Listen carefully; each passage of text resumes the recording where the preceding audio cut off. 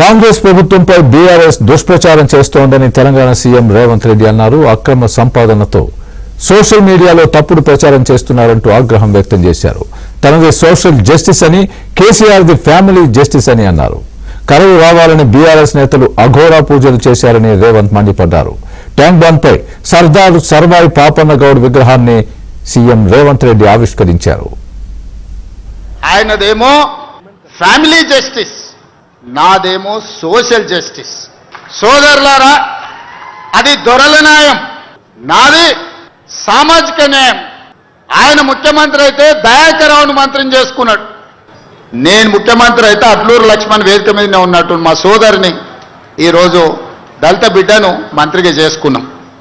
ఒక్కటే ఆలోచన చేయండి, ఇవాళ వాళ్ళు బాధపడుతురు, దుఃఖపడుతురు, శరదొచ్చి అడుక్కుంటురు, చెట్టుకు పుట్టకు కనిపించిన రాయికి రప్పకు మొక్కుతురు.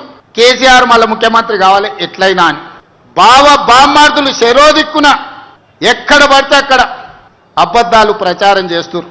ఇక అవి నమ్ముతలేరని కర్ణాటక మహారాష్ట్ర పోయి అఘోర పూజలు చేసిరా. ఊర్లల్లో చేతబడి చేస్తారు కదా, ఈ రాష్ట్రంలో అయితే పోలీసులు నిఘా వాళ్ళు మాకు చెప్తారని తమిళనాడు కర్ణాటకలో పోయి అఘోరారావు పోయి చేతబడి పూజలు చేసి వచ్చిండు అఘోరాలతోటి. ఇంత ఘోరం ఉంటుందా? కరువు రావాలి, ప్రజలు రావాలి, రైతులు వాళ్ళ పంట పొలాలు ఎండిపోవాలని ఇట్లాంటి పూజలు చేస్తారు. అధికారం పోతే ఇంత దిగజారుతారా? మీరు ఆలోచన చేయండి. అందుకే చేతబడి చేసేటోళ్ళని ఊర్లలో చెట్లకు కట్టేసి కొడతారు. మా గౌడన్నలకు బాగా తెలుసు.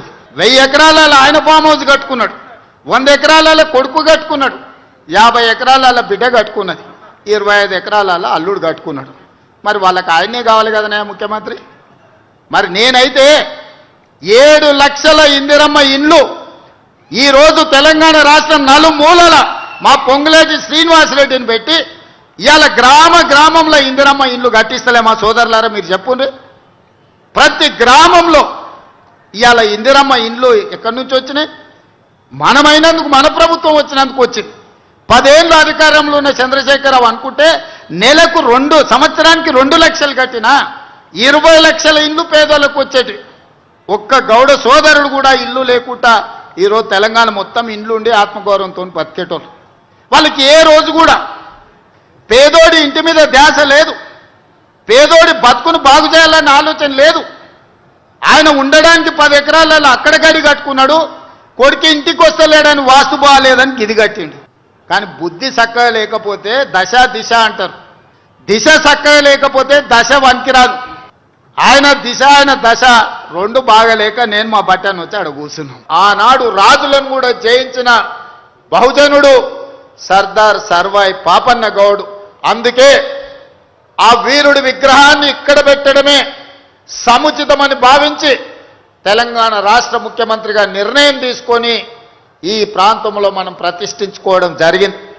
అదేవిధంగా దీన్ని అద్భుతంగా నిర్వహించుకునే బాధ్యత మా గౌడన్నలదే. దాన్ని కాపాడుకొని చాలాసార్లు విగ్రహాలను ప్రారంభించుకుంటాం, కేవలం వర్ధంతులు జయంతుల రోజు వచ్చి దండ వేసి దండం పెట్టుకొని పోతుంటాం.